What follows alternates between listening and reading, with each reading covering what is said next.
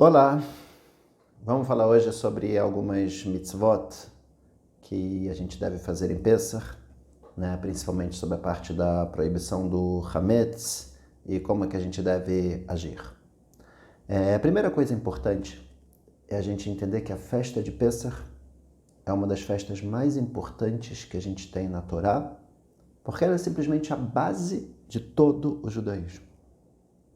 A famosa história do Sefer HaKuzari, de uma pessoa, o rei de Kuzar, que ele virou para um rabino e perguntou: no que vocês judeus acreditam? E ele falou: nós acreditamos no Deus que tirou a gente do Egito. E aí ele fala, todas as religiões falam de um super Deus que criou o mundo e todo o universo. E você fala de um Deus que tirou um povo de escravos do Egito, isso é o Deus de vocês. E ele responde que, na verdade, a saída do Egito foi o único momento na história onde Deus se revelou para um povo inteiro. E Deus tirou a gente do Egito com umas 10 pragas. O mar se abre nas nossas frentes. Comida caindo dos céus. Chegamos no Monte Sinai, onde Deus falou conosco. E Ele nos disse que Ele que criou o mundo. A gente não tem simplesmente uma fé, a gente sabe. Na verdade, essa é a ideia. E por isso a saída do Egito é tão importante dentro do judaísmo. E tudo que a gente faz, um monte de mitzvot, está associado à saída do Egito. É impressionante, né? Mas a gente tem a festa de Pessach, a festa de Sukkot, onde a gente come em cabanas, lembrando como era no deserto. Shavuot, a gente comemora o dia que a gente chegou no Monte Sinai e escutou a voz de Deus. Shabbat, a gente fala no Kiddush, Zecher Litziat Mitzrayim, lembrança da saída do Egito. E assim o Tefilin, e a Mezuzá, e o Shema Israel, e várias mitzvot associadas a essa lembrança, porque se a saída do Egito ela é verdadeira, automaticamente Deus existe e a Torá é verdade. E por isso vem um mandamento muito forte, que fala que a gente não pode comer Hametz em Pessach durante 7 dias. Isso é muito interessante, porque se a gente prestar atenção, como um povo, naquela época, há 3.400 anos atrás aproximadamente, pode ficar sem comer pão, que era o principal alimento. Não existia todos os produtos industrializados como tem hoje, todas as lojas, geladeira e freezer. Tudo era baseado no pão. Era o pão onde eles comiam com legumes, com carne, com tudo que for. Mas o que sustentava a pessoa era o pão. Parar de comer pão durante uma semana, 8 dias, não é uma coisa fácil. Principalmente para aquela época. E se um povo inteiro aceitou cumprir esse mandamento, isso prova que alguma coisa realmente grande aconteceu. Isso comprova a veracidade dos acontecimentos da saída do Egito.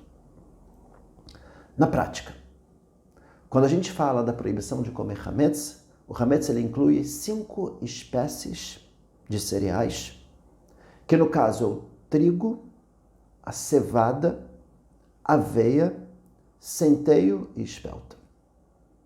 Mais famosos para a gente o trigo, a cevada, isso inclui, é claro, a cerveja, aveia, muitas bebidas alcoólicas e muitos produtos industrializados. Tudo que tiver um desses ingredientes, a gente já entra dentro da proibição séria e grave do Hametz.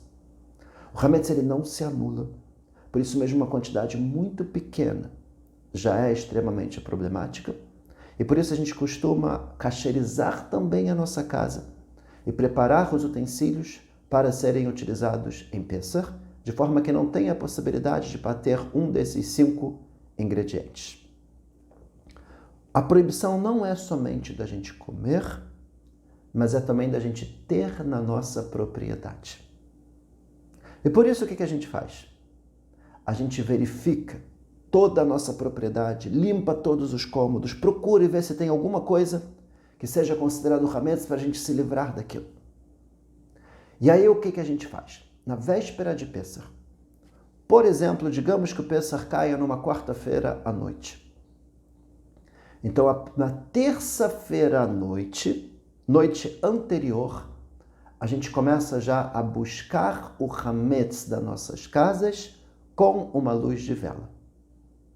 E a gente faz uma brachá, Asher Kideshanu b'mitzvotav etzivanu al biur Hametz, né, sobre a finalização, o extermínio do Hametz.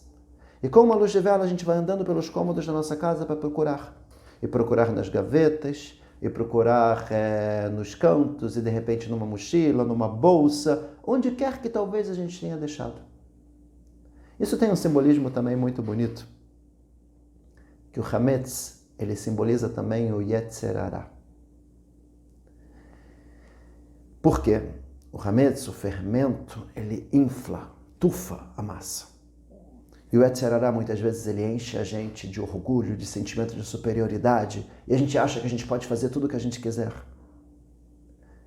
E aí, de repente, a gente vai à luz de velas procurar o Hametz.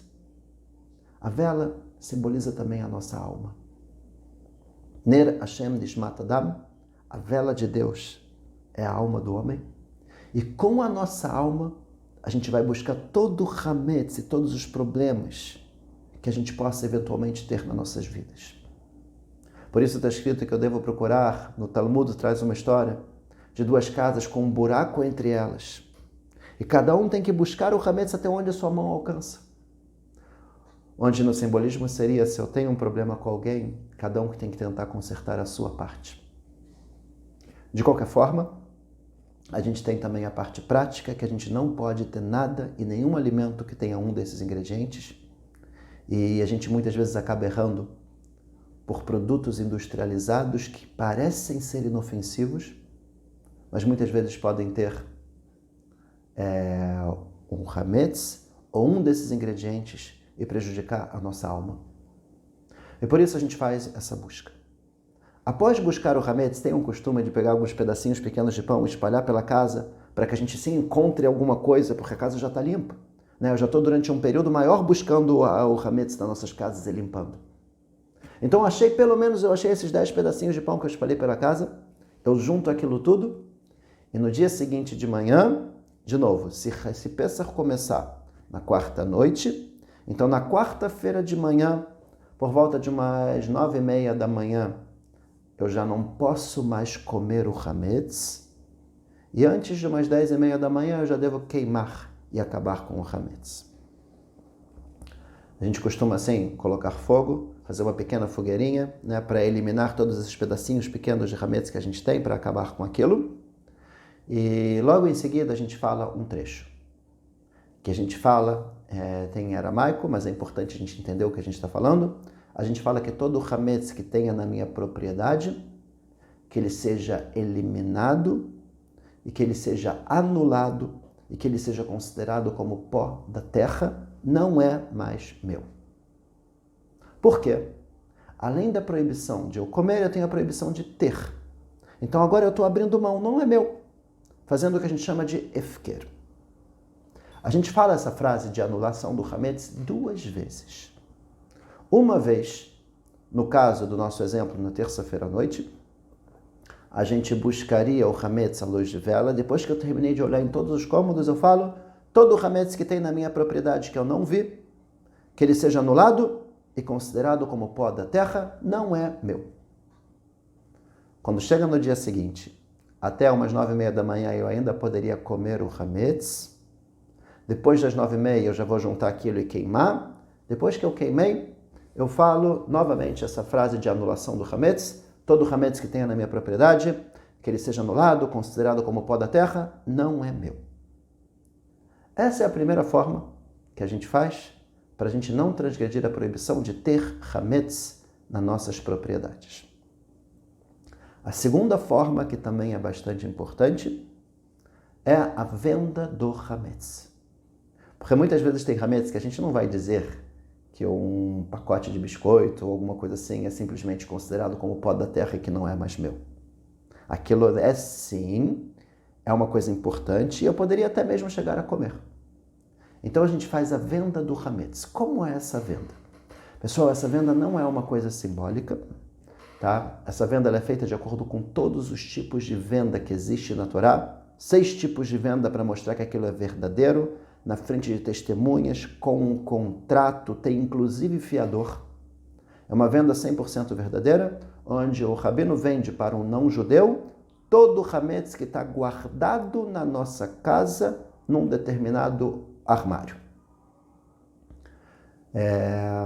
Essa venda ela é muito verdadeira. Durante Pesach aquilo não é nosso, apesar de estar na nossa casa. E quando acabar Pesach, o rabino volta a comprar o hametz de volta para todas as pessoas que venderam através dele. A venda funciona de forma que o não-judeu ele dá uma entrada e quando acaba a Pesach, ele teria que pagar o resto, avaliando todo o hametz de todas as casas de todas as pessoas. E se ele não quiser pagar o resto ou ele quiser desfazer essa venda, a gente aceita e compra novamente dele todo o hametz. Na prática, para a gente não faz diferença nenhuma.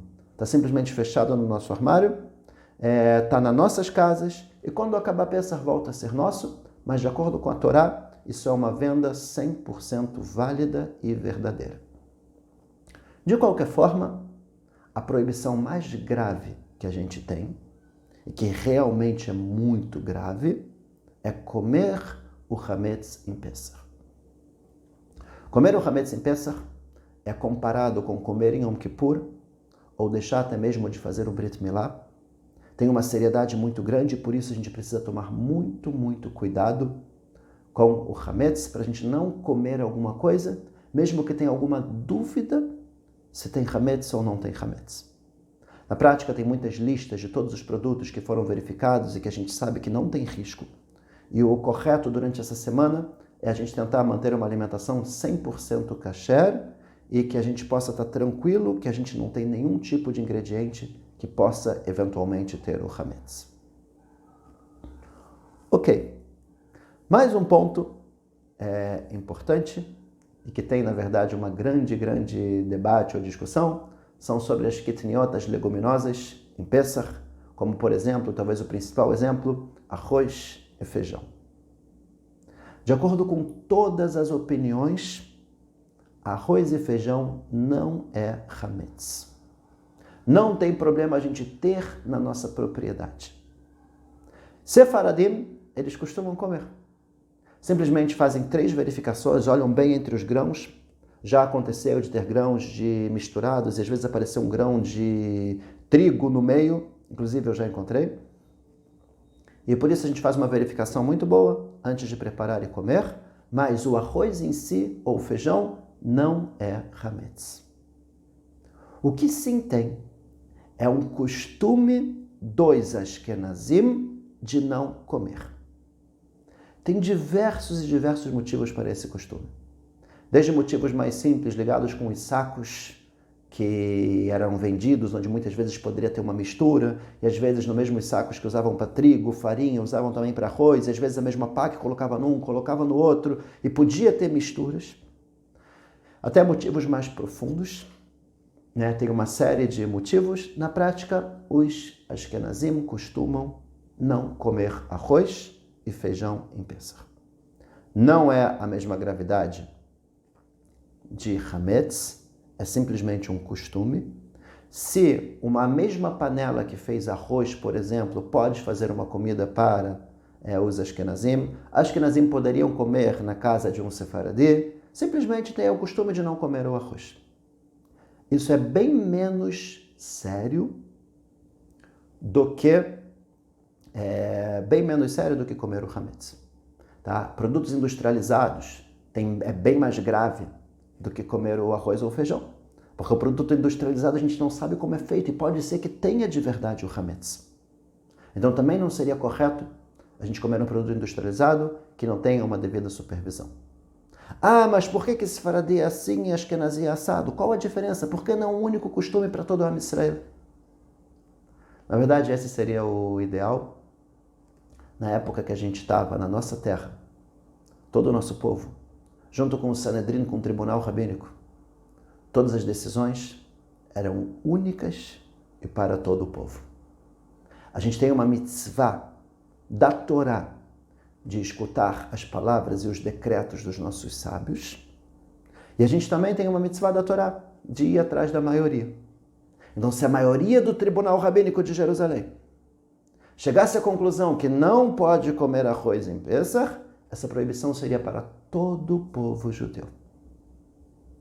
O problema é que, infelizmente, através dos nossos pecados, a gente acabou sendo expulso da nossa terra. Se espalhamos pelo mundo inteiro, se concretizando assim a profecia da nossa Torá. E nesse momento a gente continuou tendo a obrigação de escutar os nossos sábios. E cada local, às vezes muito distante um local do outro, começou a ter necessidades diferentes. De repente, na Europa, tinha um risco relacionado com arroz ou feijão que dentro do Oriente Médio, entre os Sefaradim, não tinha. E de repente, os sábios da Europa decidiram fazer um decreto que os Sefaradim nem ficaram sabendo. E assim foi geração após geração, seguindo esse costume, até que quando a gente finalmente retorna para a nossa terra e volta a ter uma união do nosso povo, de repente a gente começa a ter costumes diferentes. Alguns fazem assim, outros fazem assado, e cada um não pode anular o costume dos seus antepassados, o costume do local de onde ele veio, e assim surge essa diferença de costumes. Na prática, o que é importante a gente entender? O arroz, ele não é hametz. É proibido simplesmente por um costume dos Ashkenazim, e os Ashkenazim realmente não devem comer. O mais grave e que a gente precisa tomar cuidado é relacionado com as 5 espécies que a gente falou. Trigo, cevada, aveia, centeio e espelta, isso que sim é considerado o hametz. Pergunta que é muito comum das pessoas perguntarem é: e a matzá? Porque a matzá, ela também é feita de trigo. Então pode comer trigo? E, na verdade, o trigo em si, ele não é hametz. O problema é quando ele é colocado em contato com a água, que ele começa a fermentar. E por isso, de acordo com o Talmud, a gente teria no máximo 18 minutos, desde o momento que entrou em contato com a água, até ela estar 100% assada, para que a gente possa consumir e não tenha a fermentação. E por isso vocês vão ver muitas vezes nas caixas de matzá escrito 18 minutos. Uma supervisão muito forte que é feita. Inclusive, eles têm que tomar muito cuidado para não misturar com algum resto da matzá que foi feita anteriormente, porque aquele resto pode já ter fermentado. Então é um processo bastante complexo de como fazer para não chegar na fermentação. E por isso a gente compra já a matzá pronta, já com toda a supervisão necessária, para a gente ter certeza que aquilo não é hametz.